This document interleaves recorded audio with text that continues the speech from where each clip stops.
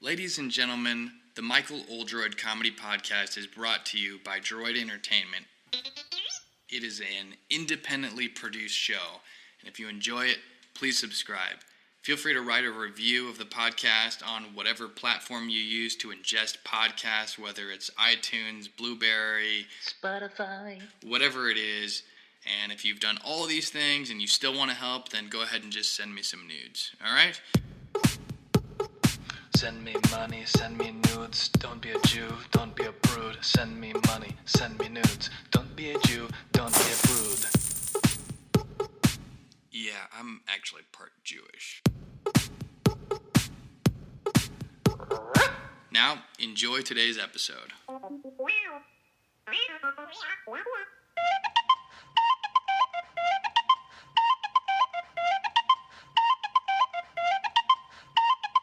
As hilarious as that music may sound, it is not how I want to kick off my podcast.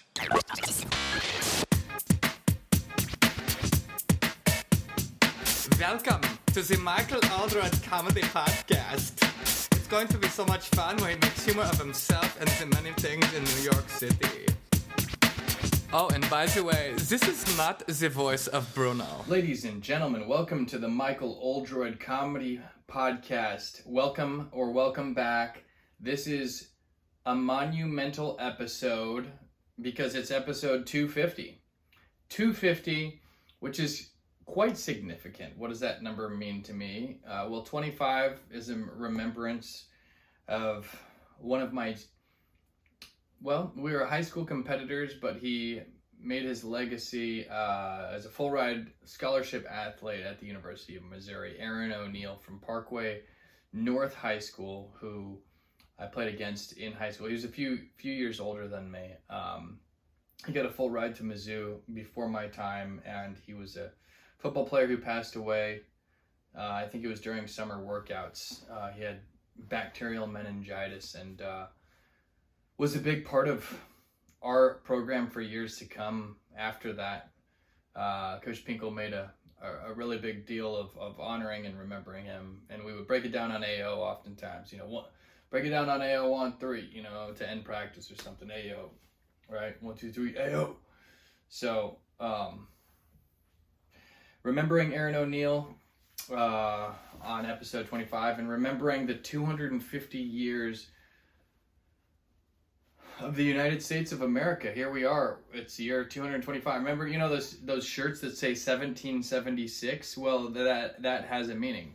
1776 is the year that we signed the Declaration of Independence, which declared our independence as a free nation from our parent nation, Great Britain, right? Colonialism. And unfortunately, we were built on the slave trade, which was through the Atlantic Ocean, down all the way down to the Caribbean and beyond. And there was a lot of countries participating in that at that time. There was a lot of, Spain was part of colonialism, France, all these global dominant countries, unfortunately, have that dark history of slavery. And we still see the remnants today. So we're trying to continue to dissolve and transform and transcend things into better days, right? Which is a process. But 250, significant. We're gonna jump in, and I can't remember if I said this or not, but it's 4:20 today. So Monday, April 20th, 5:30 p.m. Central. Recording out of Wildwood, Missouri.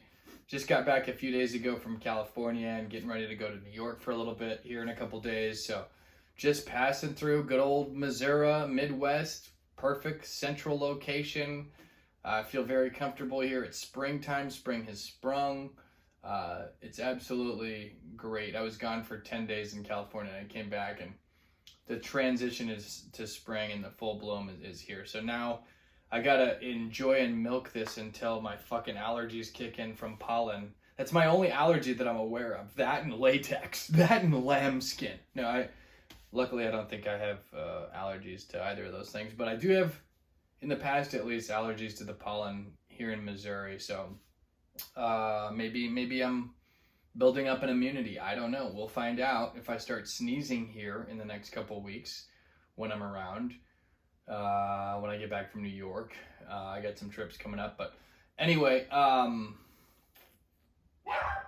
thanks, Coco. Coco or Rocky want to say hi. I don't know which dog that is.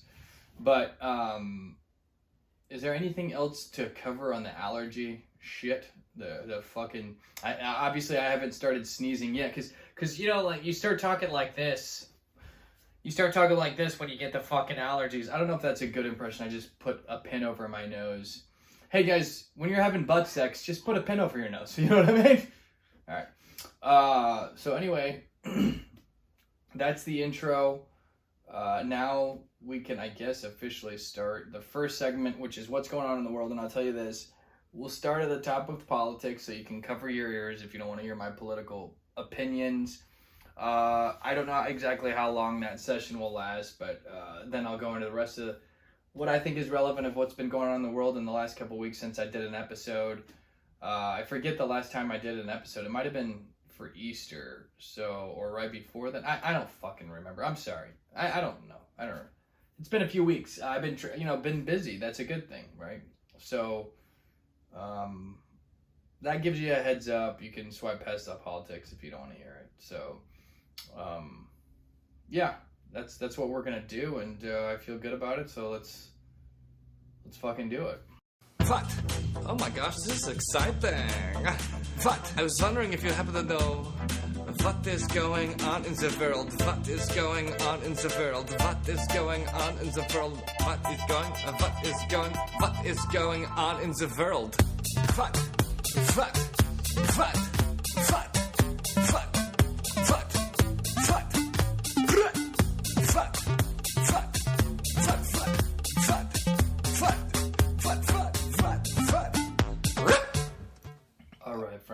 What's going on in the fucking world? Well, like I said, 250 years. Let's talk at the top here, United States, front and center.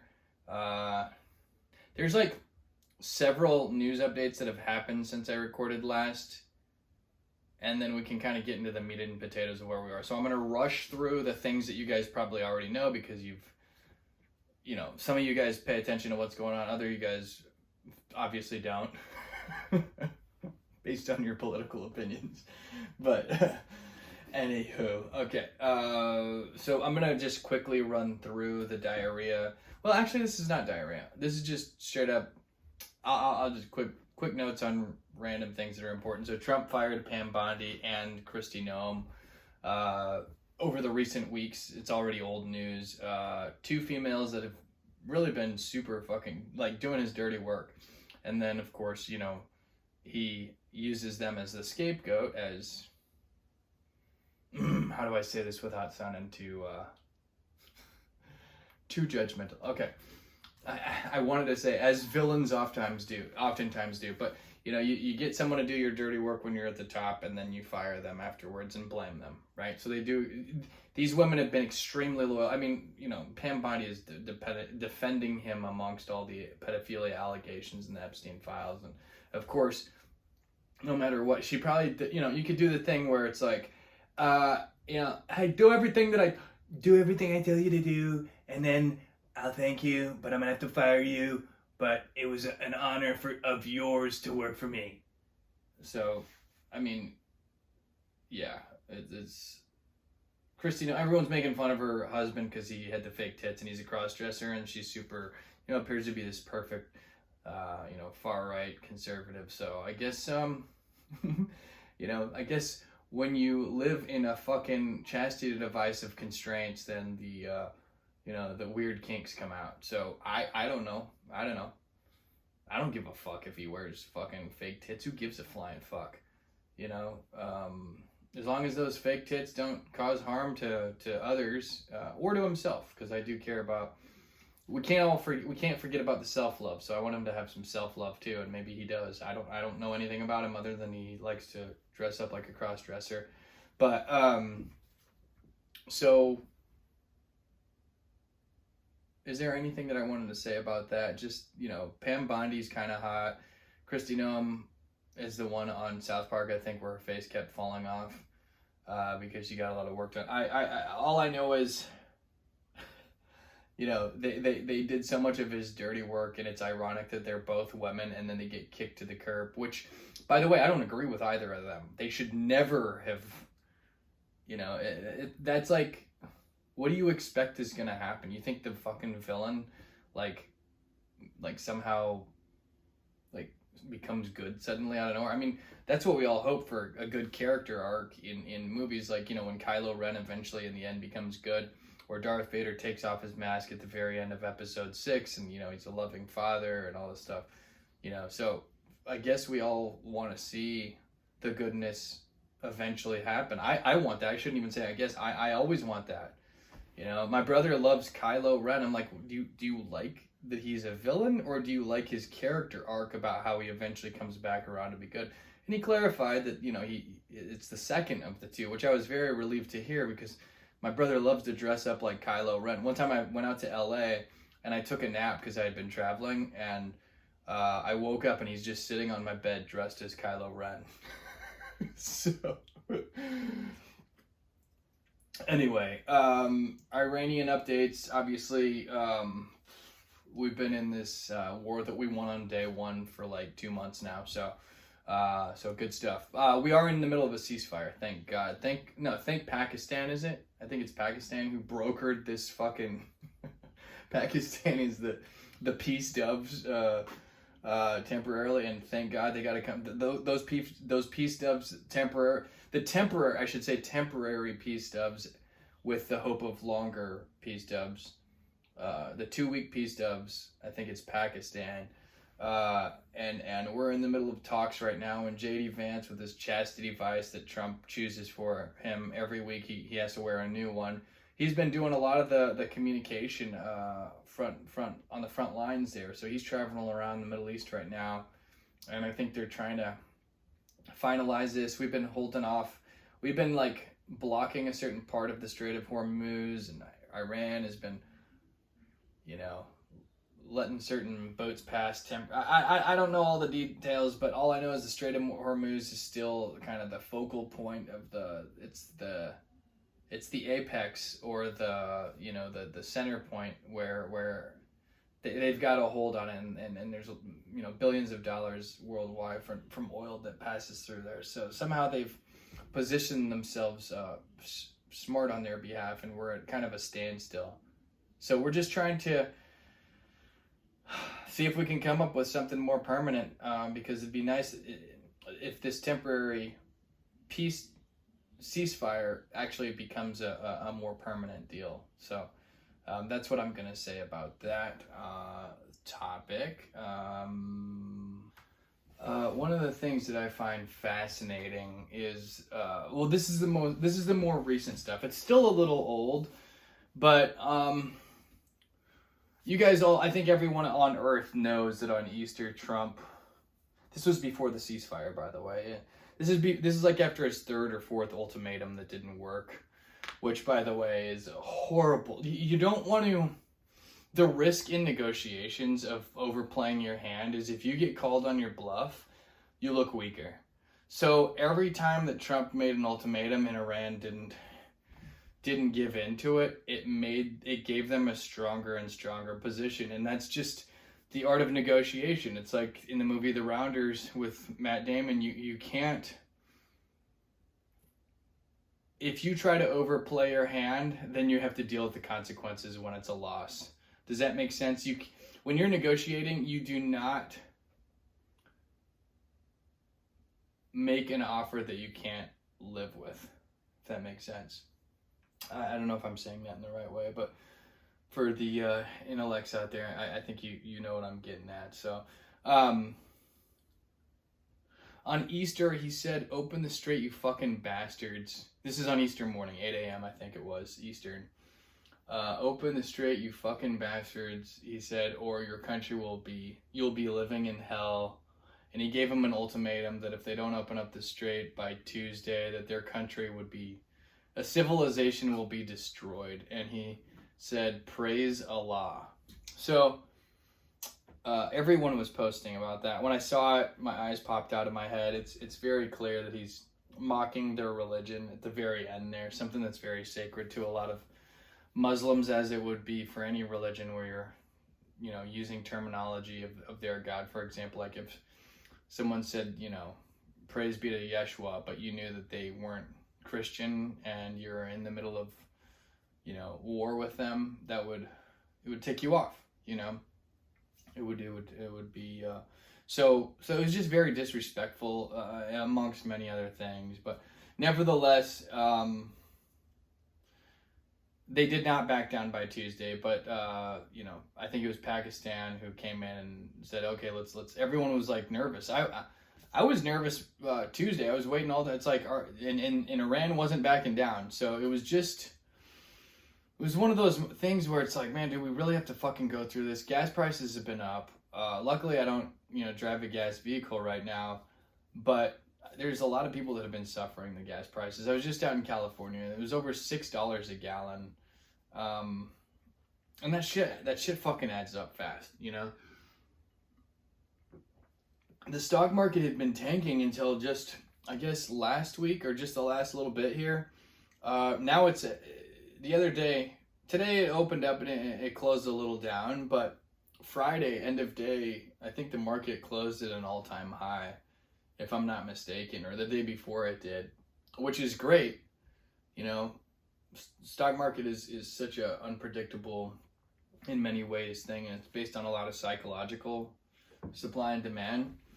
But it was nice to see my portfolio back up after it fucking completely tanked for like the majority of this time that we've been in the Middle East, for this Iranian engagement. Sorry, I'll call it the proper term, Operation Epic Fury. So that's that. Now, the next big point that I have to talk about, the next part of the elephant in the room is this intertwining with religion now. So this MAGA now is more so and more so involving religion, which I find hilarious, because Donald Trump, and how do I say this? I don't want to be what I think is wrong in judging him. So he doesn't appear to be a man of God, but it's also not for me to judge. So in my viewpoint of things, right? My job is a loving son of love, who to me love is God, is to try to lift others up. So let me try to do that while talking about things that are important here, because this is the meat and potatoes. I don't consider myself Catholic, however, I am. I don't know. I guess you could say I'm like agnostic, but I believe in the spirit of what Jesus is supposed to represent without all the judgment and hypocrisy and religion. And there's so many denominations. It's like, my goodness, like, come on, guys. I'm non-denominational love. That's essentially what my religion is. And I've created it, right? I've gotten rid of everything except the puree of the whole thing. I've gotten rid of all the fucking loose exterior, like when you're peeling an orange, even though that stuff's healthy if you eat it. So maybe metaphorically there is, but anyway, I'm interested in that puree, which is love, right? To me, love is God and God is love. And without trying to preach further, I'll just say I find it so ridiculous that Trump is attacking the Pope. The Pope never said anything against Trump. He was talking about important things that Jesus promotes, which is peace. So because the Pope was talking about peace during the time of the Iranian conflict, Trump took it personal because his ego is the size of, Mesopotamia. And now he's been going back and forth with these attacks on the Pope, and J.D. Vance saying the Pope needs to be very clear, careful when talking about matters of theology. And it's like, bro, you first of all, you're wearing a fucking chastity device, all right? Secondly, shut the fuck up. Don't talk about what the Pope should or shouldn't say, especially when it comes to theology. Well, you do you, and the Pope can say whatever the fuck he wants to say. And, you know, it's we're in the middle of this weird beef. You know, you got Notorious B.I.G. and Tupac. You know, I think they had beef. Now the Pope and the President of the United States. And I don't think the Pope actually has beef. I think he's just defending his ground that he stands on, which is his commitment to the teachings of Jesus. And he's just trying to promote peace. And it's you know, Trump retaliated by putting that picture up of him looking like a Christ-like figure that was created by AI, where he's got these lights in his hands. And it really pissed a bunch of people off, because a lot of people, you know, if you're very religious, right, the book of Revelations talks about the Antichrist and the return at the end of times, who will return before Jesus returns. And people are now wising up to the fact that it might actually be Trump who's pretending to be God, because that's one of the signs of the Antichrist, right? And according to, you know, the book of Revelations, which I don't hate that book, because that's where St. Michael is mostly mentioned in the Bible.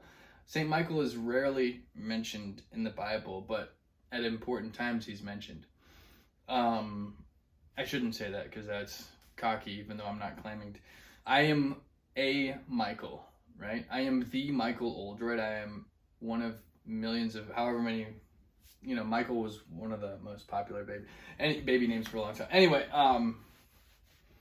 and a guy named John wrote the book of Revelations, which is ironic because, you know, Trump's middle name is John, and his two right-hand men right now are fucking Peter Hegseth with his Christian Crusades tattoos, which come on, man, what about Jesus telling Peter to those who live by the sword die by the sword? Come on, he didn't want Peter to slice the guy's ear off when the Jews came to arrest Jesus, his disciple Peter. So ironically, Pete Hegseth maybe needs to take a page out of that book, right? He took a page out of what is it, the one by Quentin Tarantino, Pulp Fiction, and used that. But apparently, I looked that up, and I guess they use that. He's not the first person to have quoted that in this military procession or whatever that he was speaking at. So I can't just. If my facts are correct there, then I can't just hate on Pete Hog's Breath completely. But I do think that his tattoos light up whenever, you know, whenever he blows up a Venezuelan boat, his tats light up. And I think it's, you know, one way of God reminding him. I shouldn't make a joke, because that could come off sacrilegious. I'm not a fan of killing. So I'm aligned with Jesus in that way. And yes, I think in Venezuela they call Jesus Jesus.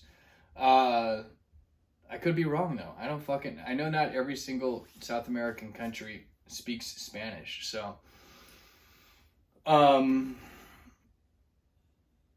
not every South American country is Roman Catholic, but a lot of them are. So there's a lot of intertwined stuff and a lot of like end of times type talk, which I'm not really into all that, but I will say as Michael did at one point in the Bible, I rebuke behavior, right? So I rebuke strongly with my whole heart this whole Epstein file pedophilia bullshit. I rebuke that. I rebuke the pedophilia that took place in the Catholic Church or any other form of in anything. Like, I rebuke that. It's wrong. It's evil. There's no way around that. And it's just crazy that a lot of people are very upset by that picture that Trump posted, and then he backed out of it. He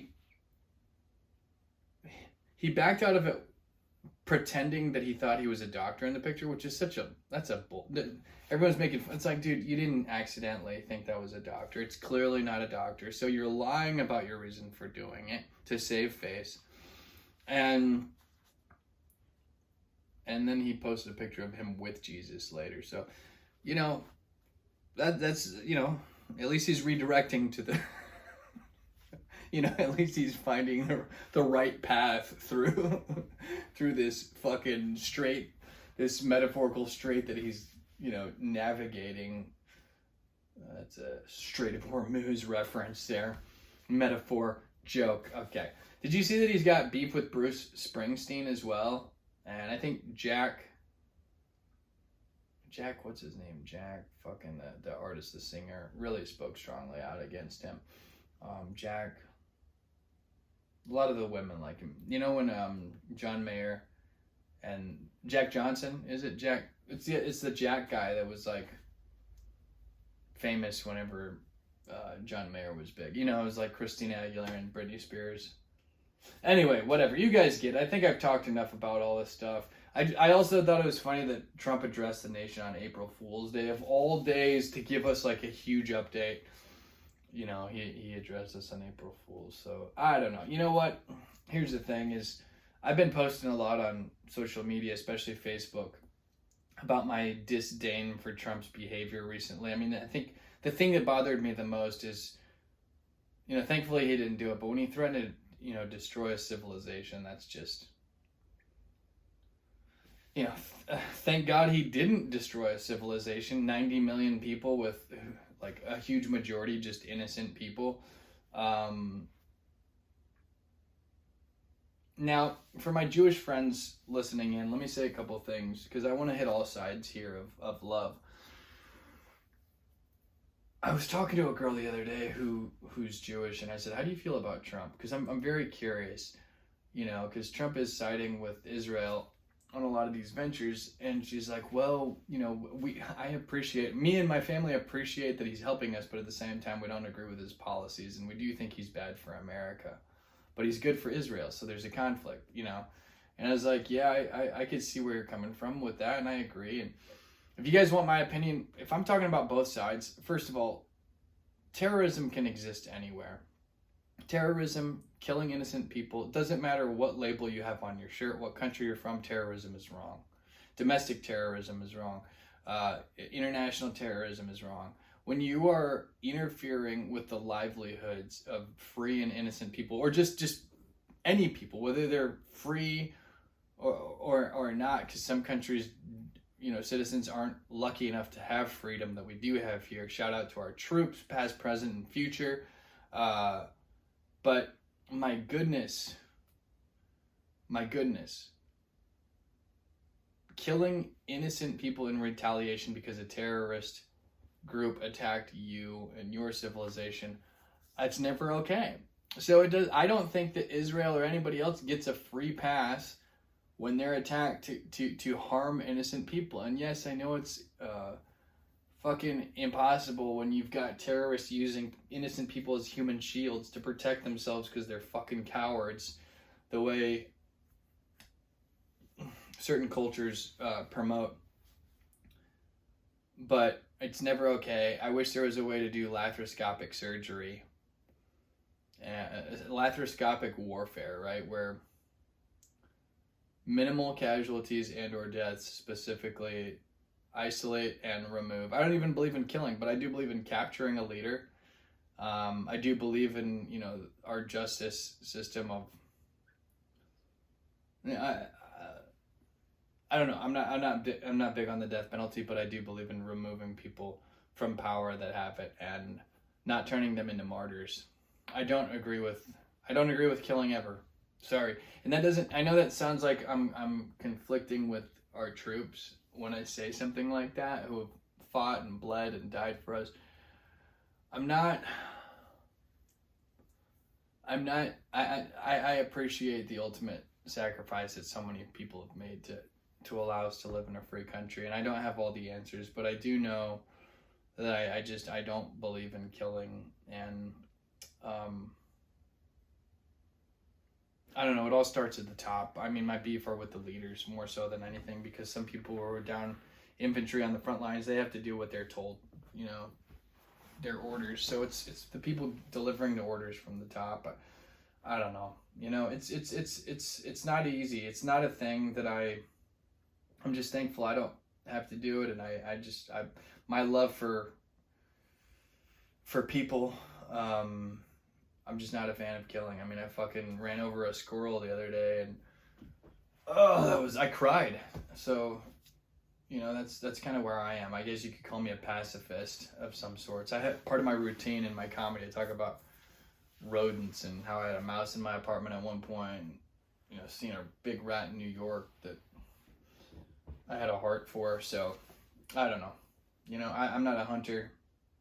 I'm not into hunting unless it's for necessity to feed myself or my family or people that need to be fed, right? But just doing it for sport to me is I really don't. I try not to think about it because I do have friends that do it, but I don't like it. And I know it's built into certain culture, especially here in Missouri. A lot of people love to hunt. I don't know. I try to stay away. I try to stay out of it. I try not to, I'm not going to go around shaming my friends for hunting. I just don't participate in it, and I don't participate in killing, So I guess that's kind of how I feel about that whole thing. But yeah, when it comes to casualties of war, I know that sometimes people are going to get killed whether they're innocent or not, and I don't like war. I don't think the Pope likes war, and I don't think that the Pope should be condemned by Trump because he's promoting the peace that Jesus promoted to Peter, right? So, and to the rest of us, the apostles and everyone else. So anyway, that's a lot. I just covered a lot, and that was right up top. I'm not completely done, but I'm pretty much done with the politics. I'll just say the ceasefire is supposed to end on Wednesday. The negotiations are still happening. JD Vance is still talking. He's still wearing his chastity device. Let's root for JD Vance. I'm rooting for good things. I'm rooting for peace. I'm rooting for an extended ceasefire. I'm rooting for, Iran not having nuclear weapons. And that sounded wrong. I'm rooting for the United States to stop Iran from having nuclear weapons. Let's clarify. I think that was clear though. So I am rooting for us to make sure that is part of the deal, but that we can have a peaceful way of locking those types of things in, and hopefully Israel and Palestine can somehow find peace. I don't know what's going to happen in the Gaza Strip, but it's fucking destroyed pretty much. So I don't know. That's where I'm at with it all. Hopefully the stock market stays up. Hopefully we can enjoy a nice 250th anniversary on 4th of July. That's really coming up pretty fast. It'll be interesting to see what we do for that. Ironic that the 47th president of the United States is going to be present for the 250th anniversary, and he might be the worst president in the history of the United States. Some would beg to differ, so yes, that's a subjective statement, but the irony of our first dictator in our democracy, or the closest thing to it that we've seen since we've been here, is for the anniversary of our country, 250 years, which I know our founding fathers, it's intentionally built-in framework to be able to withstand to have our government be able to remain strong if we ever had someone who had dictator type tendencies that would cause our democracy to win and not dictatorship. So there is the authoritarian vibes, but I don't know. It's pretty obvious when the president is attacking the Pope and cutting funding for $11 million toward Catholic charities in Miami. Ironic timing. I don't know what his excuse for that is, but there's funding for charities were cut after this bullshit was, Trump tries to strong arm people like it's gonna fucking work. It obviously doesn't work. It makes people want to do the opposite. So I am not siding with Iran when I say this, but all I can say is if someone was bullying me the way he was and threatening, that doesn't make anybody want to cooperate. And that's what leads to 14 ultimatums that lead to more ultimatums. So you better do this by 8 p.m. Wednesday, otherwise you will face the wrath of my next ultimatum. I think that was something I saw on The Onion, and it's just fucking bizarre, So we can transition out of politics now. We're gonna start zooming away from that. TikTok is a U.S. I think it's partially controlled by a U.S. company now, so I guess it's not as dangerous giving up our data. I mean, I have a phone that's just a TikTok phone, and I've had it. That's been my beef with TikTok, is I didn't want them having all my China having all my stuff. So I guess I don't need my burner phone just for TikTok anymore. Everyone's like, is Mike a drug dealer? No, it's my TikTok phone, motherfucker.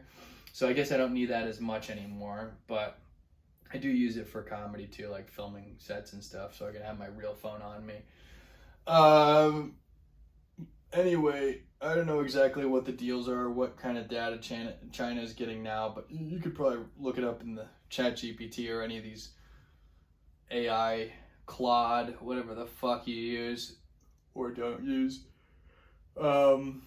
Something interesting, I talked about gas prices earlier. They're still up. The EV car sales have gone way up in the last month in Europe, which is kind of interesting. It'll be, is it worth it for people because of 1 month of tough gas prices? I mean, they must be really hedging on oil prices, gas prices remaining high. I don't know. I'm just glad I have a Tesla right now. I haven't seen any changes in cost for energy. So that's been good. And with that said, I think that pretty much does sum up the politics part. Is there anything relevant that's been going on? I mean, airports, I think, are back to normal. I've traveled and I didn't see too much activity or slowdowns from TSA. I saw TSA workers. This is my own personal experience. I haven't researched it lately, but I know that Trump kind of like invoked something so TSA workers could get paid a few weeks back. So I guess I didn't see any really long lines in my most recent travels. I did see some, when I landed at LAX, there was a lot of people like dressed in uniforms. I don't know if it was ICE, I don't know, but it seemed like there was extra amount, but there wasn't like long security lines. So is there anything else going on in the world right now? Generally, I mean, spring is legitimately here. The temperature, I went for a run this afternoon. It was 69 degrees, I think, here in Wildwood. Sun was out, beautiful. I think spring and fall are my two favorites, but I love four seasons. I love the four seasons. And spring's one of the best, so you can't let it pass you by. The only other update of what's going on, I mean, there's infinite things to talk about because the world is constantly unfolding. But Artemis 2, I guess, returned, I think. What are your thoughts on that one, flat earthers? I know people that think that we didn't go to the moon, and it's like, bro, okay. Anyway, Artemis 2 went around the backside, the dark side of the moon, if you will. So, that's pretty cool. I guess they returned, and that seemed like a neat mission. I guess they're trying to gear up toward going to Mars. I don't fucking know. Is that okay? I can admit when I don't know. In fact, I think it's important to admit when you don't know. Transparency builds trust because it's coming from an honest vantage point. Nobody likes straight up manipulators. So I don't know. I think that's a good place to stop for what's going on in the world. Those are the things off the top of mind that I think were important to hit. If there's anything else that I think is important, I'll bring it up later. But I think that's a good amount for now for you. So we can move on into what I think is important that's going on in the comedy world. Excuse me, I don't mean to be rude and interrupt, but are you ready for the segment known as What is Going On in the Comedy World? Oh my gosh. Another beat? Yeah. Like, what is this? This is so exciting. I don't even know what is happening in the comedy world, so please entertain me. Talk to me.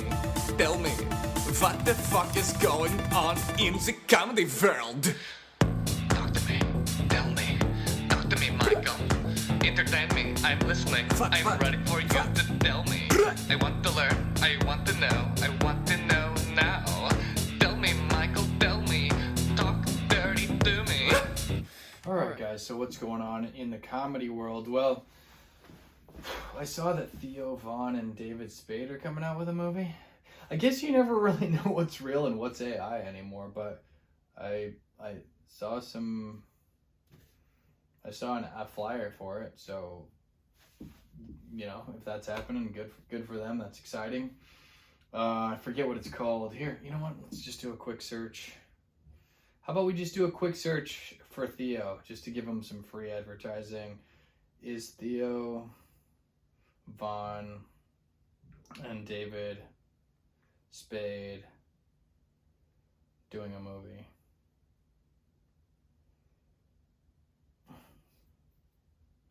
Yes, Bus Boys is the name of it. It'll be in theaters April 17th, 2026. I've never seen Theo act before, so aside from his own personal content, so that'll be fun, right? That'll be fun to see Theo do a little acting. So, all right. I want to say during this like crazy fucking Iranian wartime that we won on day one, according to Trump, but it's still going on. I have been really enjoying SNL's topical cold open sketches more than usual, as well as the weekend update jokes. So as you guys may or may not know, with the format of Saturday Night Live, usually what they'll do is they call it a topical sketch. So the cold open, as they call it, the first sketch to open the show, where at the end of the sketch they say live from New York it's Saturday night, that's what is known as a topical sketch. So topical jokes, you know, that writers like Jimmy Fallon, I shouldn't say writers, late night hosts like Jimmy Fallon, Jimmy Kimmel, previously James Gordon Cohen, and all these guys, and, you know, all the way back to Jimmy Carson, which they have writers and a team of writers help them, you know, come up with their monologue for the night, which is usually topical, right? So things that are trending in the now, as far as material, it's more perishable. So it's not like salt pork, to use a Civil War reference, that fucking lasts forever without spoiling. But topical jokes usually spoil faster. You guys even saw, even me talking about stuff that happened 4 weeks ago, even though I wasn't even doing comedy really in the beginning of the podcast. I was kind of more so catching you guys up, but like, you know, trending stuff that's going on in politics is pretty perishable, even the humor. So I do really like watching those two sketches, or those cold open sketches on Saturday Night Live each week. Usually, sometimes those are the only ones I watch, could just time constraint. But I am a fan of Saturday Night Live, and I do like other sketches too, and they have different types of sketches and segments that they do for different parts of the show. As you guys may or may not know, I'm sure anyone who watches Saturday Night Live somewhat regularly, you know, sometimes stuff is pre-recorded, so like they'll show like a music video, for example, right? And while the crew is breaking down a set and recreating a set for the next sketch. So sometimes what appears to be you know, just a seamless part of the show, there's a specific function in design. So I think that's pretty cool. And speaking of Saturday Night Live, I saw that Eddie Murphy has a documentary on Netflix, which I started to watch. I need to actually watch the whole thing, but definitely an appreciator of Eddie Murphy. And when I was watching it, I realized that we do have some crossover on the fundamentals, meaning a lot of people saw Eddie as the cool comedian, and especially in college when I was doing comedy, I was the cool comedian, which is a unique brand of humor, right? Because it's not so much self-deprecating, like, I can't get laid, which I think you guys would know. That's not believable if I'm going around saying that. I mean, we all know that I fuck. Anywho, so I think Eddie and I have that part in common. But it's also not cool to say that you're cool. So I might have kind of taken away from my cool factor by saying the truth. Jeez, you know? Hey, sorry that every once in a while I like to throw in a little Gaston humor, you know? Sometimes it's fun to have a little... Gosh, the dogs are barking. Anyway, Eddie got a recent AFI Lifetime Achievement Award, so congratulations to him. He kind of reminds me of one of my old teammates, Eddie Murphy.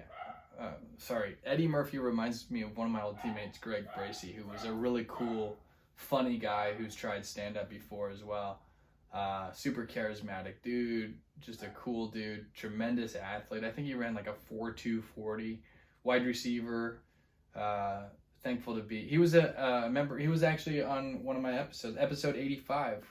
He was a guest. So if you guys want to go back and listen in on that episode, my buddy Spider-Man there, as I call him, because it's an inside deal, inside kind of joke, or not even a joke so much as just like, you know, it's one of those things where it's our own inner, you know, that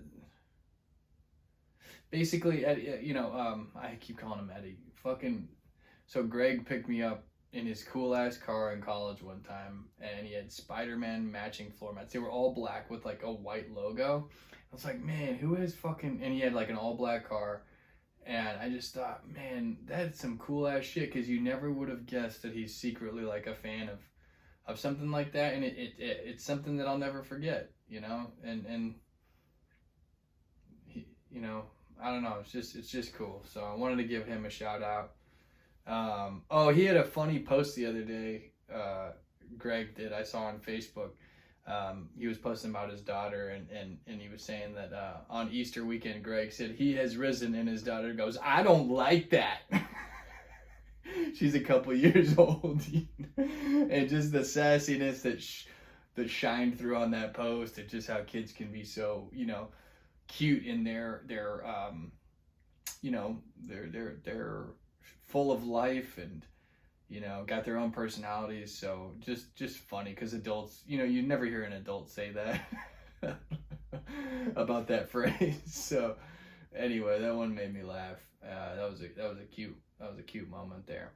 But anyway, more comedy stuff. Trevor Noah, I guess, has a new special coming out, and Dave Chappelle might revive the Chappelle Show, which those are two cool things. I don't know if it was just hearsay about the Chappelle Show, but both of them, Comedy Central kind of acolytes, is that the right word?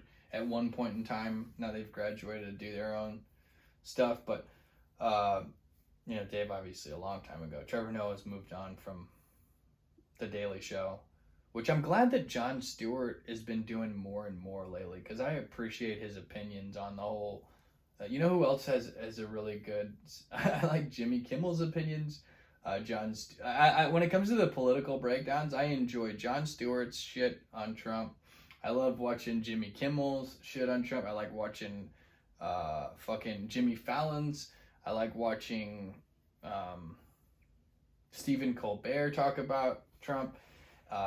You know, it's just super interesting. When I was a kid, I never really cared about politics much, and I still don't. And I don't think that my disdain for Trump's behavior is a reflection of my politics so much as my humanitarian stuff. I mean, I don't think the Pope is being political. I think he's being a humanitarian, and I think that my problem with Trump's behavior is he's not. It's like not humanitarian. The guy is not Jesus, first of all. I mean, that's the most blasphemous fucking thing I've ever seen.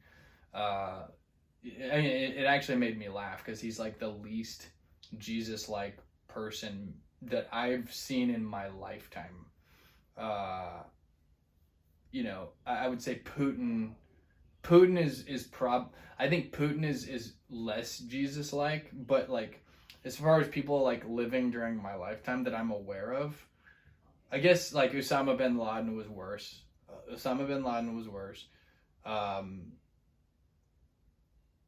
You know, the people that, you know, yeah. So Osama bin Laden worse in my lifetime, probably the most opposite of Jesus. Putin, and then Trump might be third. And I could be like, I might be missing some. Saddam Hussein, I'd have to know more about him to be able to rank him, but to even say that out loud and mean that is concerning. So I'd have to where does Pol Pot fit in the mix? I don't know about Pol Pot. But anyway, you know, I could be, you know, if someone like sat down with some objective numbers with me and was like, no, Mike, let's look at the numbers here. And I would be open to saying, wow, I was way off there. You know what I mean? But that's what comes to my mind first. And I don't think I have Trump derangement syndrome. I think the people who have Trump derangement syndrome are actually the people that support him regardless of everything that he continues to do. I think that's what real Trump derangement syndrome is. People that, like, no matter what Trump does or whatever fucking comes up, they're like, nah, fuck you. Fuck those liberals. You know, like, if that's your response to him being best friends with a pedophile, that's Trump derangement syndrome. So anyway, let's move on.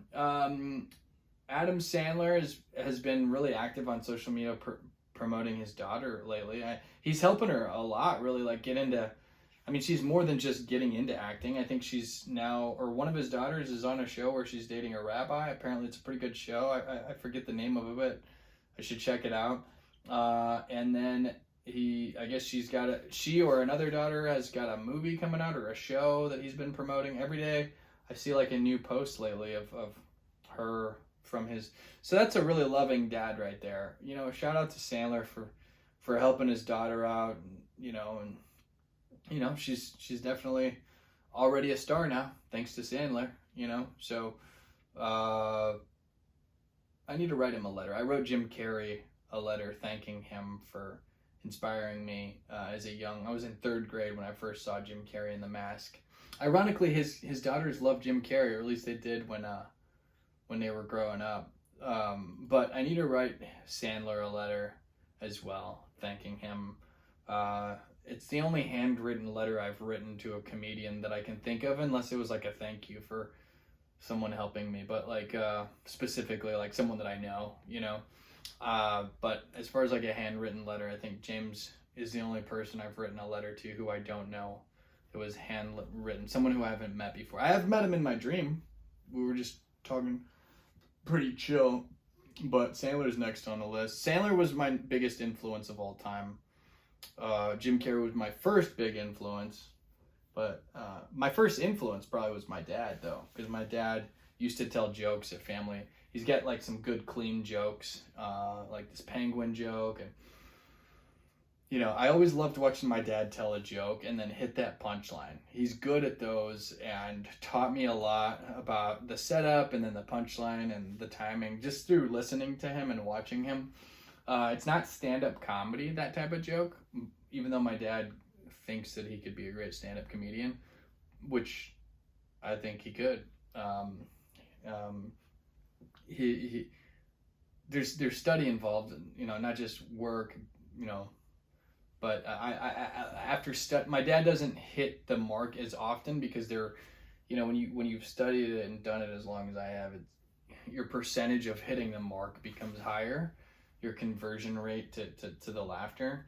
So I think there's some stuff in the bag of tricks that my dad still would need to learn, but as far as natural wit goes and appreciation for humor and the ability to recognize and create it, my dad definitely has. I mean, hey, the apple doesn't fall far from the tree, and he's a jazz musician, and a lot of jazz musicians are funny, and there's a lot of jazz is improvisation, essentially. Jazz is improv, right? And I've done a lot of improv, and anytime I'm doing ensemble-based improv, not in my set, I think about how that,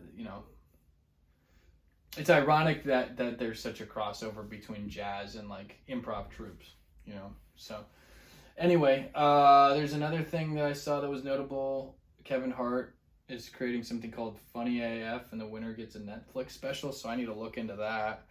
That'd be kind of neat. I wonder what the stipulations or contracts could be if, say, I won the thing, not being cocky and saying I would win. I don't know what they're looking for, you know what I mean? But I'd always be curious.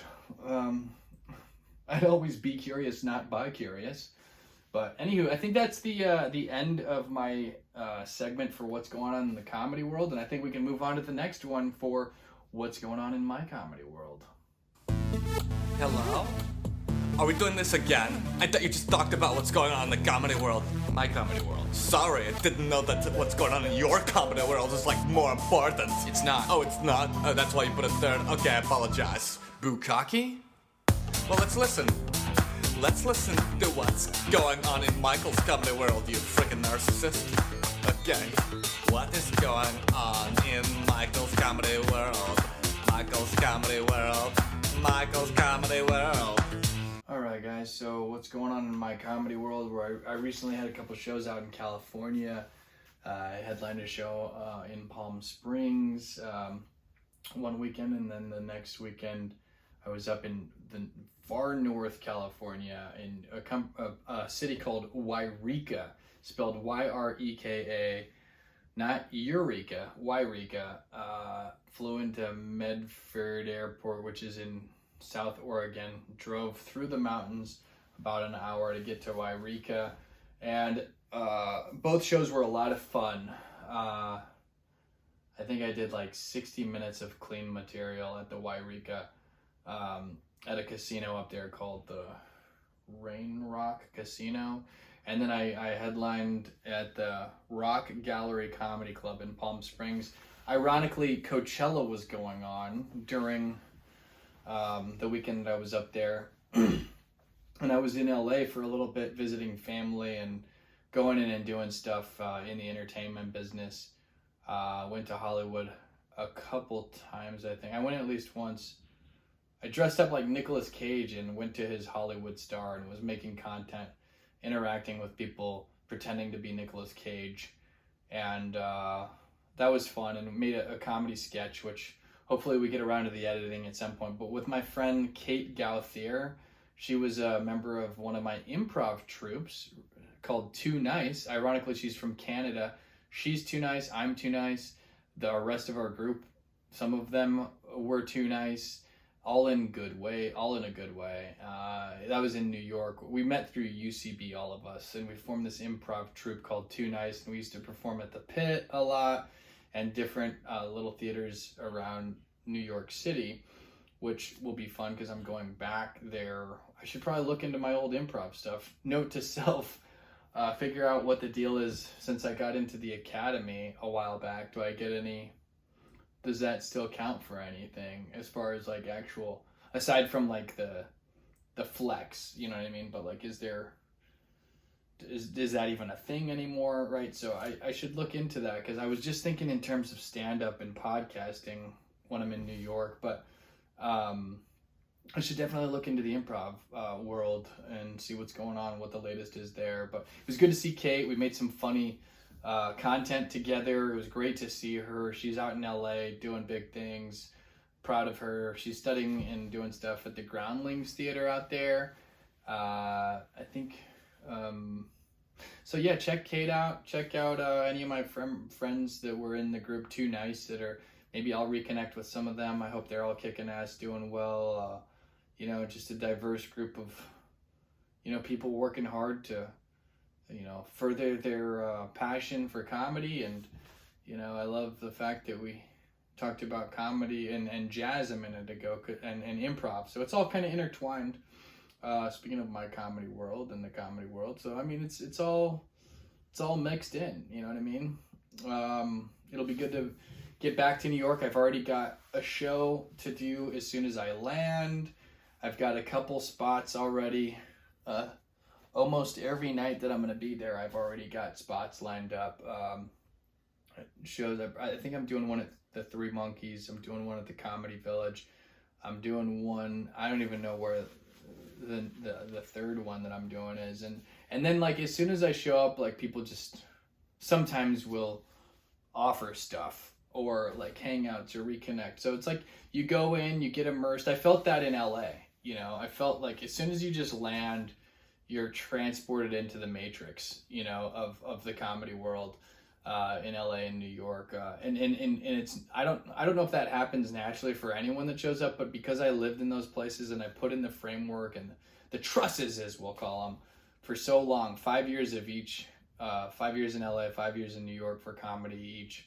So like when I show up, stuff just like starts to sync up and magically line up. Like, I can go to the Laugh Factory and hang out up top in the green room with the comedians because I'm a headliner, you know what I mean? So I went up, I saw one of the comedians I know got up, Mike Winfield, I think his name is. I think he won NBC's competition a few years, like 10 years ago now. But he was performing, he's gotten married since, so good for him. I got to say what's up to him after his set, and then I saw Craig Ferguson perform there at the Laugh Factory as well. I was gonna go, and then you just like match with people on fucking the dating apps that are in the entertainment business, and then you're a degree of separation from someone. So like, stuff compounds over time. There's compound interest and dividends that accrue from just fucking putting in hard work into your dreams. Matched with a comedian on Bumble that I know from New York, actually, little cutie. But she's out there. We were gonna do like a Comedy Store deal. We were gonna go to the Comedy Store one night. I guess they have like a, I don't know the Comedy Store's schedule. I used to perform there when I lived in LA. Frequently in the Belly Room too, actually. I mean, I've performed on all 3 stages there, but I used to do a lot of stuff on produced shows in the Belly Room. There was this producer that really liked me. So I appreciate him. I don't like to say people's names. Fuck it, I'll just say it though, because it shows love. His name was Ted Twyman, but he really liked my stuff. He really liked my comedy. He was a producer there, and really appreciated him for getting me all that stage time at the Comedy Store back in the day. That was the room. The Belly Room is the room where Dave Chappelle recorded one of his comedy specials a few years back. That small, intimate one. And then I remember recording in the original room, or not recording, but I did an open mic in the original room once. And I've also performed there, not open mic, like at a show, maybe more than one. I don't even know how many times I've performed a few times at least in the original room. And that was the open mic I'm specifically talking about. Tony Hinchcliffe was running that mic at the time. And even back then he looked malnourished. So I guess some things never change, but, no, that's good stuff. That's not hating on Tony. It's a little attempt at being giving him a dose of his own humor. You know what I mean? Don't think I'm flirting with you, Tony. Anywho, and then the main room, the main stage, the big one I've performed on as well. So just shit accumulates. You know what I mean? And I'm at a point where I'm going into my 20th year now. In August, it'll be 20 years since my first open mic at the Funny Bone. And you just kind of like ride the train. You let the flow take you. I've been doing it for so long. I try not to force stuff or like press too hard. I just kind of like I'm locked in, and I'm just going and enjoying the scenery and the experience. Because I've put enough work into where, for the most part, maybe it's just fate, or maybe I've learned to let fate happen, or let go and let God. But it's like I'm taking my hands off. It's like, in Independence Day, whenever the ship, like when Will Smith and Jeff Goldblum fucking like are going into the mothership, and then the instruments just take over. You just take your hands off, and that's how my comedy career feels at this point. I'm not 40 yet, and I've been doing comedy for 20 years, and it feels like, for the most part, certain things are on autopilot now. Doesn't mean I can just like show up like a zombie, like half asleep, but I feel like the track, the tracks are greased, and the train cars are moving forward, and that's a pretty fun deal there. I've got some stuff that I don't feel comfortable talking about, but it's good stuff. I posted about it on Facebook recently, and I don't want to make the novice error of talking about it right now. But I'll just say it's another step forward and up, in a variety of ways.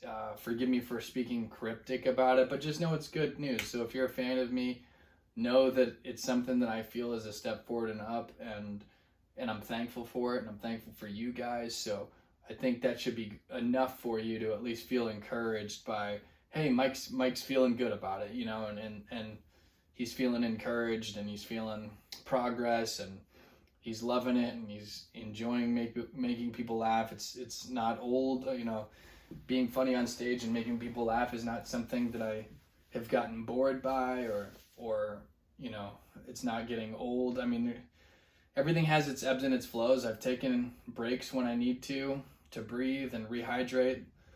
It's the journey of 10,000 miles, and I've got my canteen, and when I need to fucking stop and make camp for the night, I do it. I wish the dog would shut up. My goodness.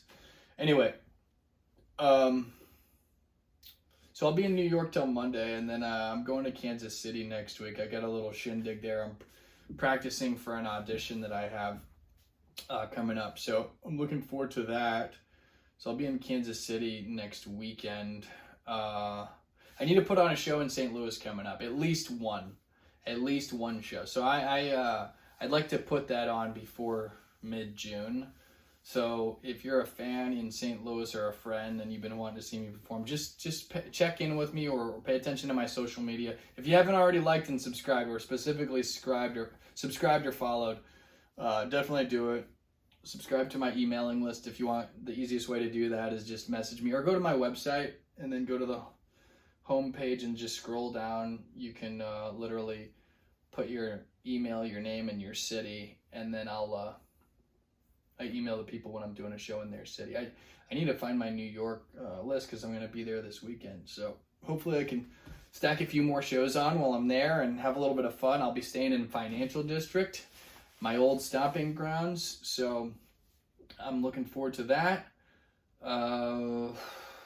I've already matched with one chick on Field there that wants me to, she said she's got a kink for turning one of her guys into a cuckold. So she wants me to bang her while this other dude watches us. So I don't know. Sounds a little sketchy to me. I said, I'd rather bang you first and let's go from there, one-on-one, and then we'll we'll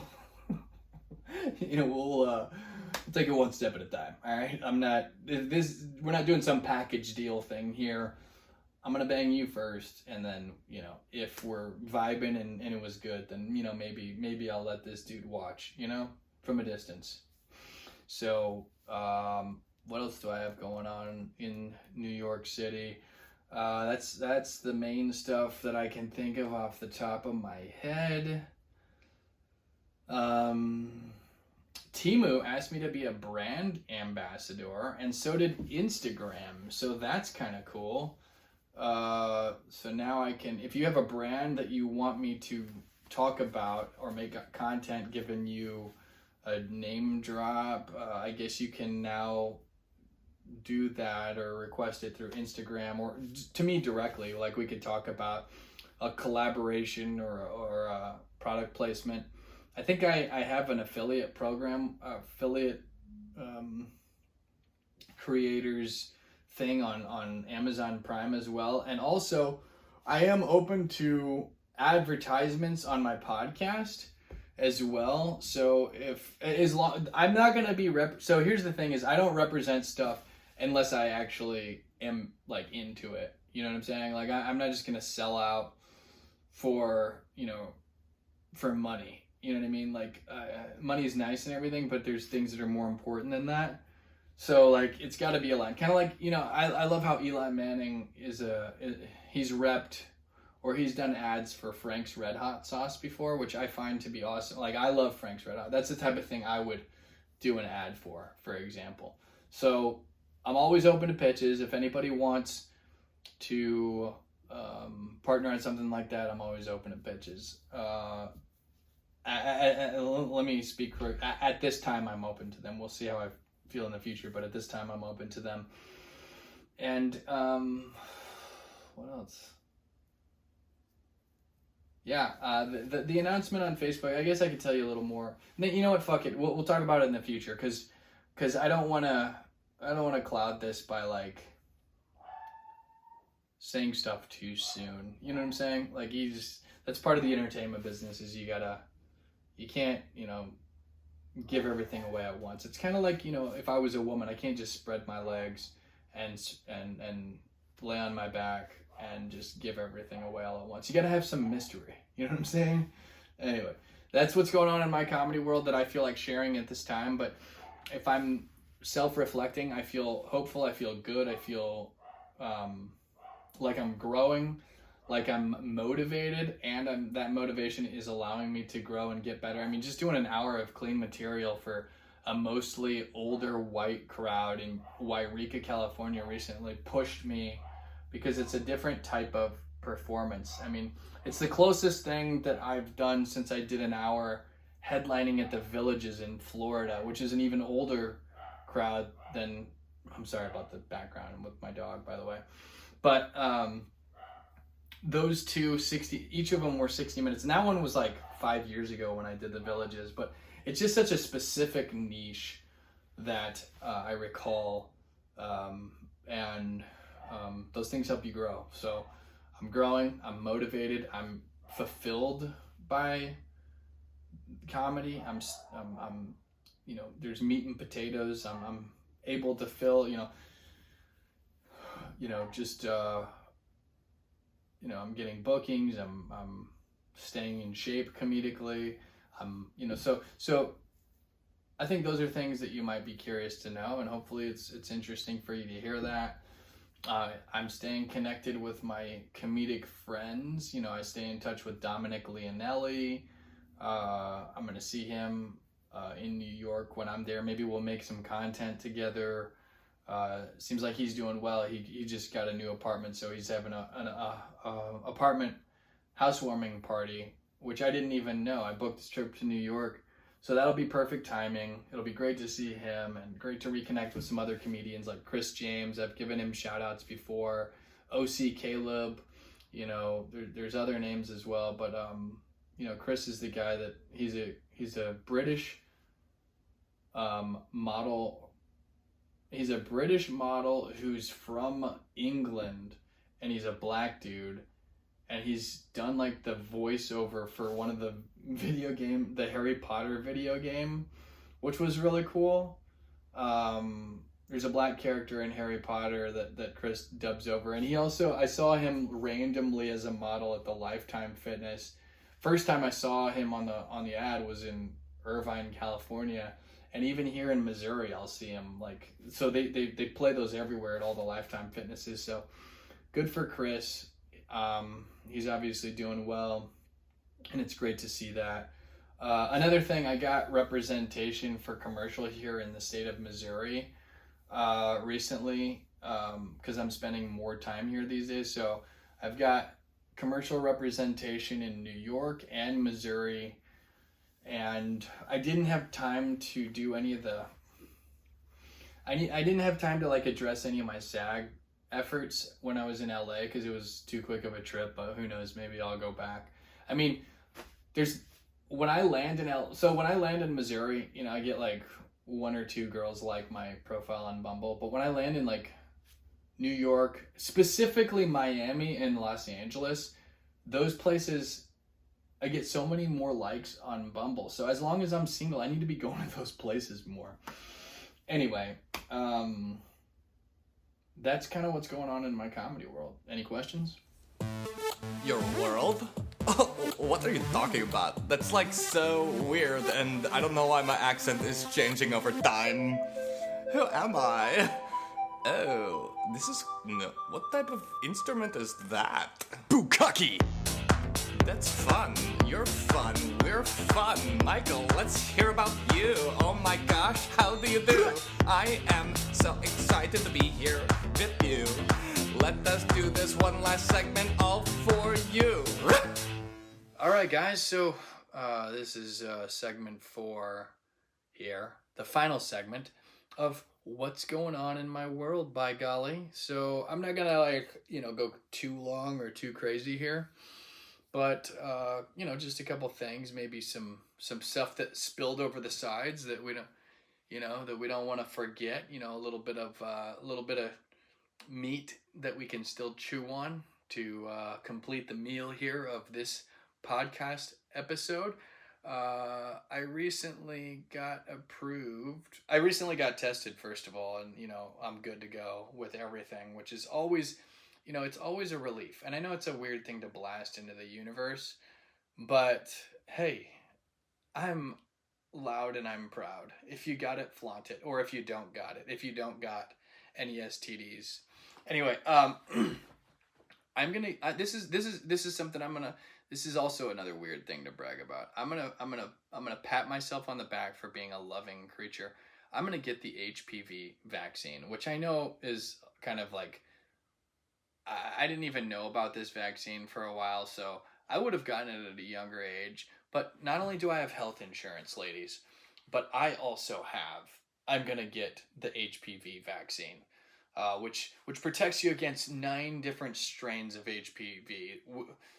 There's no way to know if I have any of this, or if I've ever been exposed to any of them, but I have fucked a lot, so so who knows? But I do want to just be responsible and respectful, because that's what I would want for every woman who's part of my family. I would hope that guys treat them with enough care and respect, past, present, and future, where nobody's ever been, so guys can carry something called HPV. I forget what it stands for, but it's like pretty much harmless to guys, but if they transfer it to a woman, it can cause, there's no way to test for it, but it can cause cervical cancer and different parts of cancer in women. And I just feel like, had I known about this sooner, I would have gotten vaccinated a long time ago. I don't want to get into the health of any of my family members, but just know that, we've had some things, some challenges, that my family has had to, there's more than one person in my family that's been dealing with health issues, and that really tests a person in a variety of ways. And I think it's something that we all experience in some way, shape, or form.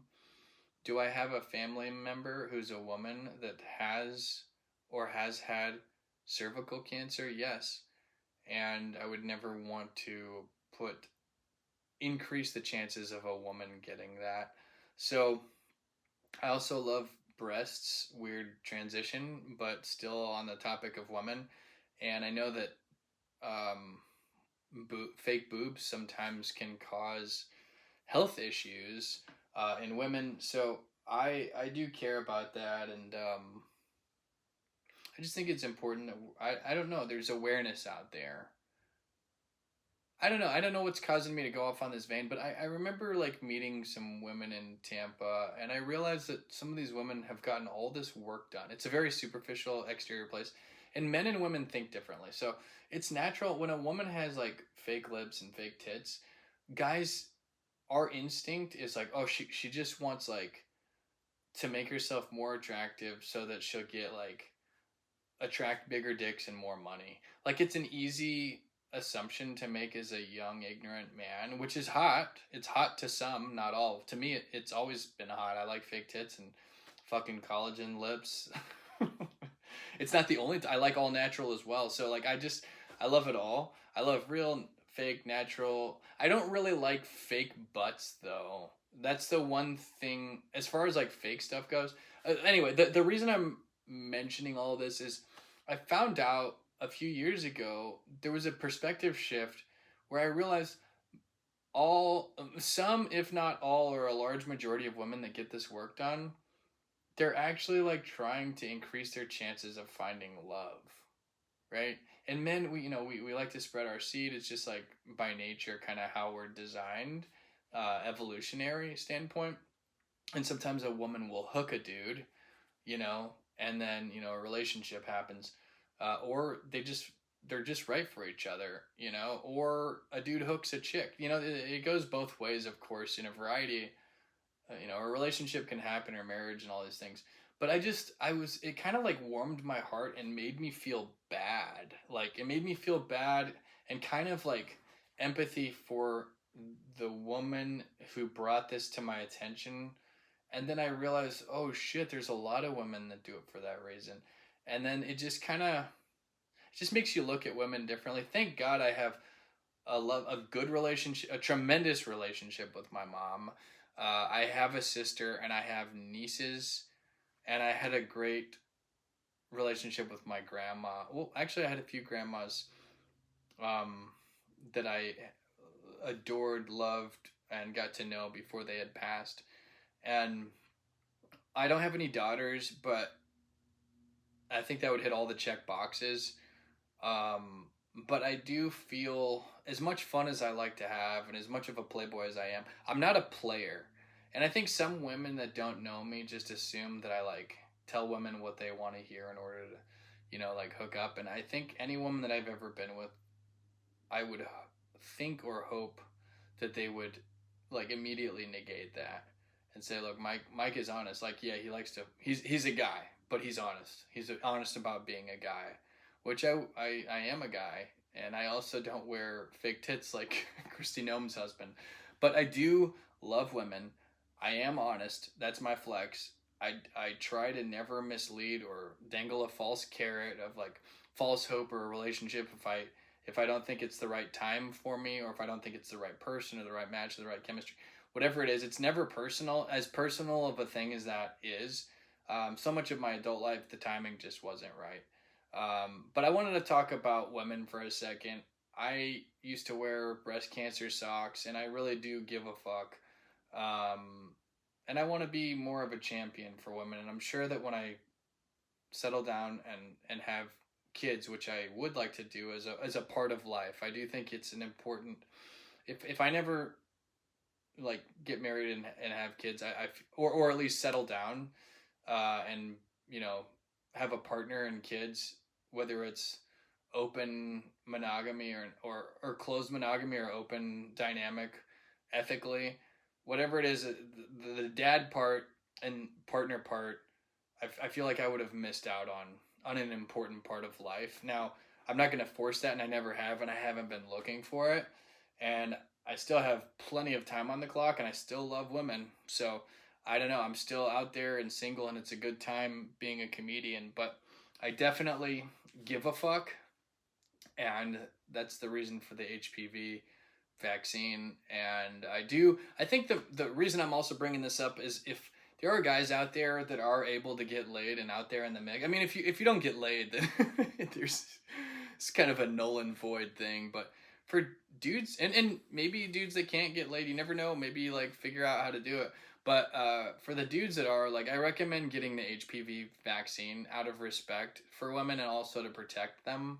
I'm a big proponent of that. I know I would have gotten it sooner had I known about it, but I definitely encourage my fellow fellas to get the HPV vaccine out of love, out of like, care and safety and responsible safe sex and all these things. So I wanted to say that up top. What else is going on in my world? I spent a weekend with a lady that I had been talking to. We're not exclusive, but we did have a really nice time in Palm Springs, and she's a really cool, playful, sweet girl. And I enjoyed it, and it had an effect on me, and I appreciate her. I don't want to like say her name or like all this shit, but really good stuff. And we laid out every day and got some sun and made food and went out and fucking she came to my show and all this shit, and super good time. And she I tanned my perineum while we were laying out at her pool. I lifted my, it's like that pose, that yoga pose, and I was laying out naked, and I don't remember the last time I was naked from head to toe in the sun getting a full-on 100% vitamin D, and I assumed I would get more of the effect if I tanned my anus. And then I found out that like it's not healthy and it burns a lot faster. So luckily I didn't have like a sunburn on my gooch or my taint. But I guess you don't have to like tan that area. So I don't know. Whatever, it was a good time. We had a good time. So that's the update regarding my taint and that I wanted to say. What other updates? I wanted to say in a previous episode, I forgot to mention how annoying it is that I brought back my snowboard from my storage unit in Tampa and I left my golf clubs because I ended up canceling my only snowboarding trip this year so far until next season. So I canceled that because of the heat wave that we've had this last winter. We're in spring now. But I need to get this fucking Epic Pass now because now's the time to get it for the cheaper cost.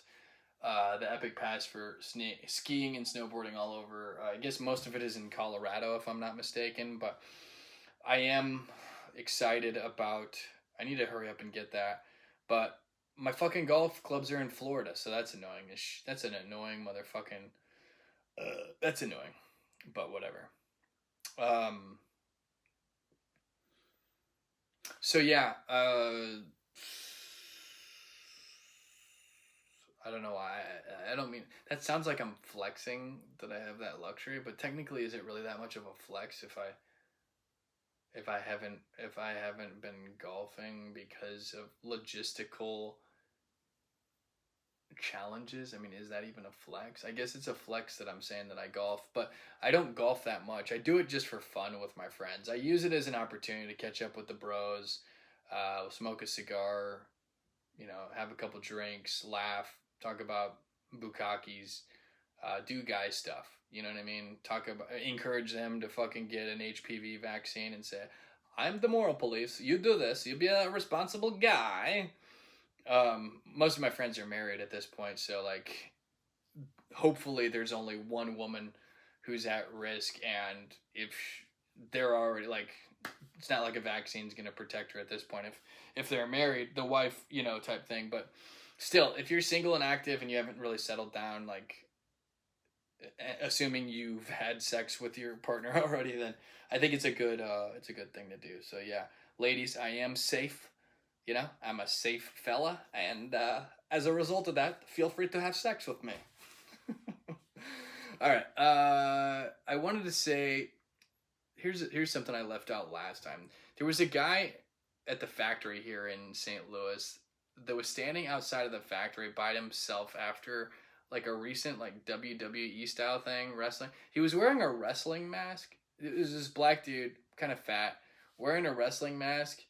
And when I drove past him, I instinctually waved because I was staring at him, and he looked at me. We made eye contact, and I just like waved so it didn't seem weird, and then I didn't want to seem rude, right? So he kind of waved back, and then I went to go pick up this passenger. I was driving for Uber at the time, my part-time side hustle, which once again, if you're a hot chick, I'm retired or semi-retired, and I do it for fun to get my name out there for comedy. And if you're not a hot chick, I do it because I'm a struggling comedian, and you should tip me as a result of that. And frankly, if you're not a hot chick, you should just send me money right now, or to my Patreon, or just Venmo me some money to support my dreams.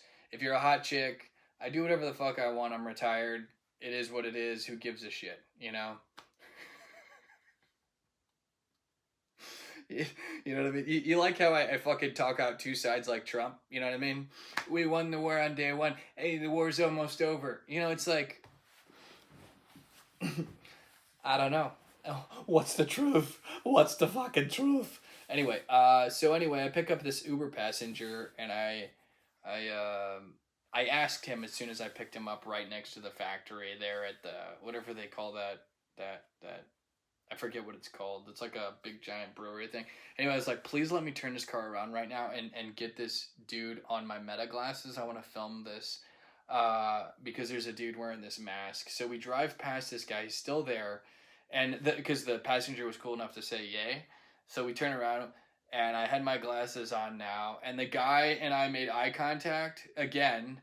And I instinctually, I think I ruined it by waving again. Like, like, so and I was smiling, and I had like, I just think that I stared at him, and he might have sensed something was weird since I did it again.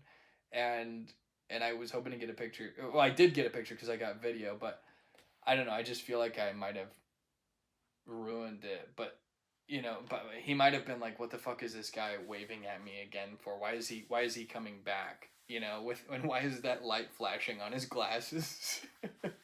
I don't know. I hope he didn't. I don't want to make anyone feel bad ever, but it definitely like was funny looking. It was bizarre. It was fucking bizarre to see a dude standing by himself with a wrestling mask on. Anyway, the guy in my car told me he recognized that guy. He said he was at that event and he saw that guy wearing, it's like a Dioro mask or something. Anyway, he said he saw him inside of the concert at the factory earlier that night. And I'm sure this guy was a nice guy, but there's humor because apparently the dude in the car said that the guy with the mask was up in the balcony and he saw him up there like dancing by himself, and just like partying. So I guess what I'm trying to say is we're all 1 degree of separation away, and you never know when someone's like, oh, I know that guy. So hopefully that guy's not listening to the podcast right now or feel bad. If he is, I don't want him to feel bad about himself because frankly, I'm not making fun of him for wearing a mask. I'm not like, who's this fool? Like, it was like fun. Like, I actually thought it was cool. Like, cool. Like, anytime someone is just doing their own thing and they're happy and they're in it and they're fucking dug in and they're going hard in the paint with it, like, fuck yeah. That's what it should be about anyway. You know what I mean? I mean, as long as they're not, once again, going back to the theme, like, as long as they're not hurting anybody or hurting themselves, I don't give a fuck what people do. I think it's cool, and I'd give them a high five, and I'm saying this because I don't want him to, shoot me like Steve Buscemi in the movie Billy Madison. I'm kidding. I actually really don't think it was just funny looking. That's all. But also, I don't think it's not cool. Let's put it that way. It's cool when people do their own thing. I do my own thing all the time. I dance to the beat of my own drum. I wouldn't want to have it any other way. Someone called me a black sheep today. This chick messages me, who I know, and she's telling me that I'm a black sheep, which is generally like known as a diss, I guess. But I'm like, what is that? She's like, I mean it as a compliment. I'm like, okay. So you're saying I'm like unique or something, like special and unique? And she's like, yeah, and it's kind of making me wet. I'm like, whoa. So that was cool, like, I was like, I don't know if you knew, but I recently got vaccinated for HPV. No, I didn't say that, but anyway, it's cool to be unique. It's cool to be you. There's only one you, and I encourage all of you to be yourselves and if you are, and you see a random dude drive by with meta glasses on and the light on, do not be alarmed. It's not so I can like belittle you, but maybe I'll talk about you in my podcast because you're cool. And we're all one, and I don't know. I've bought myself some protection in case that guy listens to my podcast, and also a shout out to the 4 Indian passengers that I had in my Uber recently. I know that they wanted to know if I was gonna give them a shout out. We had a great conversation about India and all kinds of stuff, and I appreciate those guys, and gals. We had my mom just walked in and she didn't knock, and now my dog is here, and it's actually being recorded on my iPad, so the listeners won't see her. Did you need something? Yeah, I'm gonna get a couple of tacos for Dad. He said he can't eat the food there. Oh, you're gonna take him? You're gonna take him to him? I can if you want. Oh yeah? Yeah. Okay. Okay. I think that's better. All right. Are you gonna leave soon? Yeah. Oh, perfect. Okay, cool. So yeah. Sorry. No problem. So anyway, I'm gonna go help my dad out by taking him some food here soon. I'm not gonna get into the why, but let's end this podcast with a quick prayer.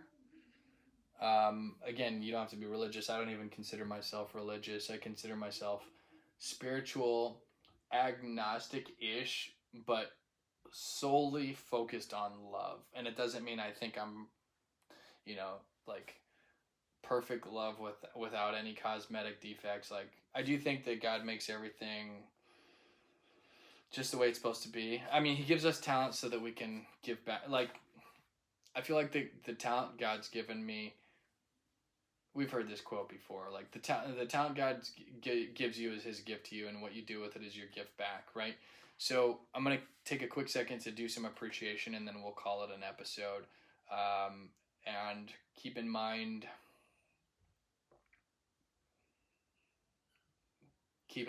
humble brag that every religion recognizes Saint Michael for pretty much the same thing, which I guess his like one of his titles is the Prince of Light. So how's that for a flex, huh? Hey, am I a black sheep or am I a light sheep, huh? All right. Anyway, and that's, again, I'm just one of many Michaels here. I have a feeling if Trump keeps up his behavior, by the way, that in the book of Revelations, or I forget which book it is, where Michael stands up against the devil and rebukes him. If Trump keeps up his shenanigans and truly, like, if I find out that he, I already rebuke a lot of his behavior, but I want to separate the rebuke from behavior to person. I think everyone's redeemable. I hope and pray he's not the opposite of Jesus, but he definitely doesn't act like Jesus, and he's, pretending. I think he's using religion now to, hold on to as much of his base as he can. However, that's the cynical side. I hope it's genuine.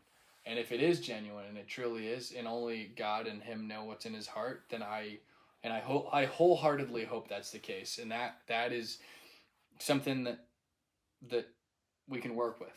You know what I mean? So what I was trying to say is if I found out that he actually, molested children, then I rebuke him straight up. I rebuke the behavior always.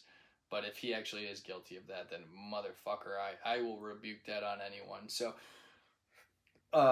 that's a biblical thing there with Michael and, standing up. Anyway, I stand up for the people of Israel, but with the caveat of anyone I stand up for, it's not well killing innocent people. You know what I mean? So I also stand up for the people of Palestine. I stand up for innocent people on both sides.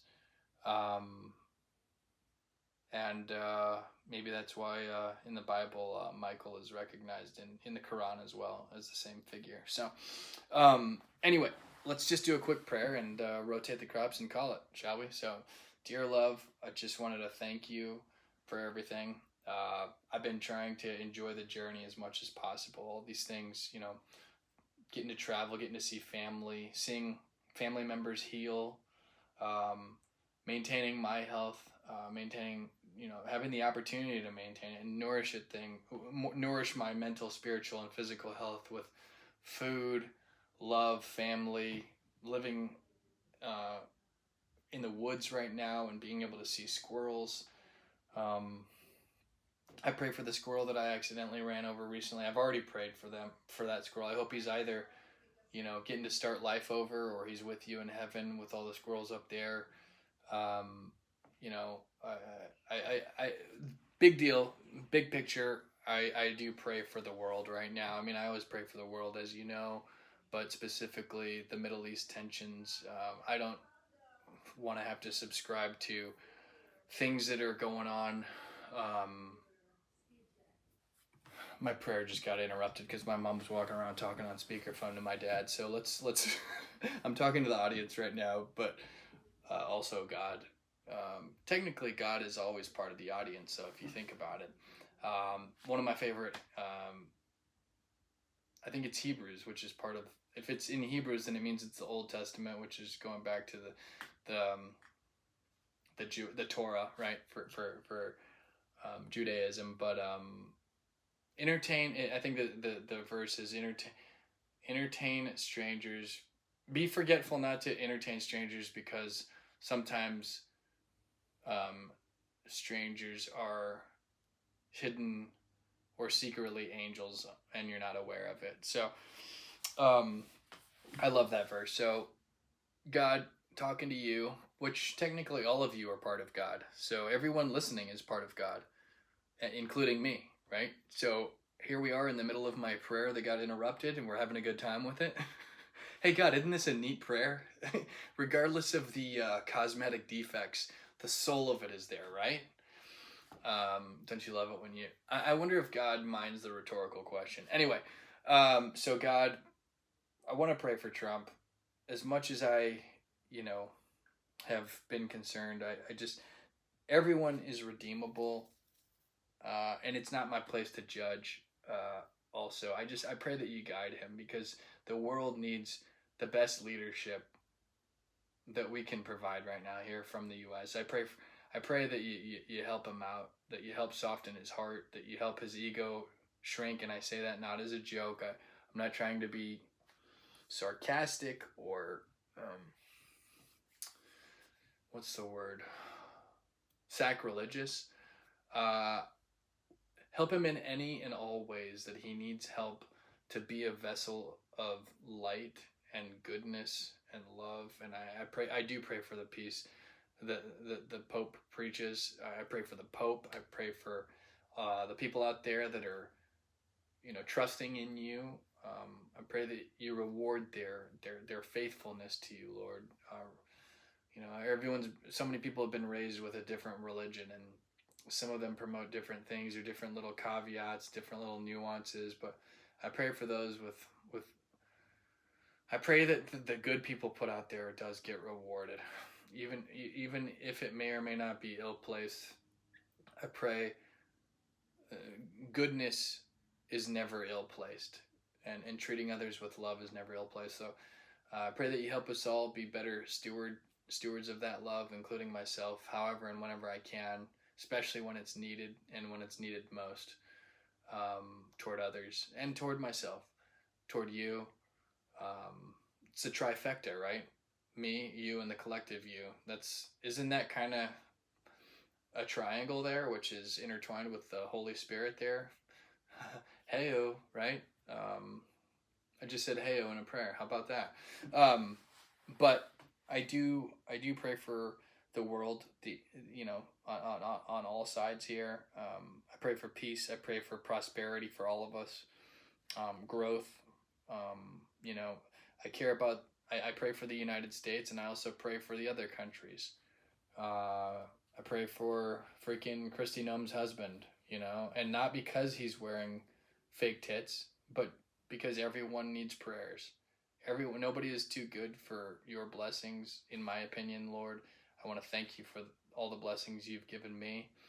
And I pray for more, not just for myself, but just to spread it around and for everyone. And, pray for my community here, Eureka, Missouri. And all the people I've met along the way, everyone listening. I pray every single eardrum that this podcast touches and my voice touches, I pray for that person. And I pray that even if they may be like, what the heaven am I listening to right now, that they're blessed with beyond comprehension. Lord, my desire is not to be an elephant tusk trader. It's to be an elephant nourisher. I want to nourish the earth. I want to be part of the cure and not the disease. Help me and use me to make this world a better place on a molecular level and a macro level, all the way down to the lowly sparrow and the squirrels, all the way up to the important people or anyone that needs it. And however you need me, I'm at your service, in the service of love, today and always. In the name of all that is good, I pray. Amen. Thank you guys for tuning in. Have a great and blessed week. And if I don't see you, keep on trucking. Bye-bye. Thank you for listening. By the way,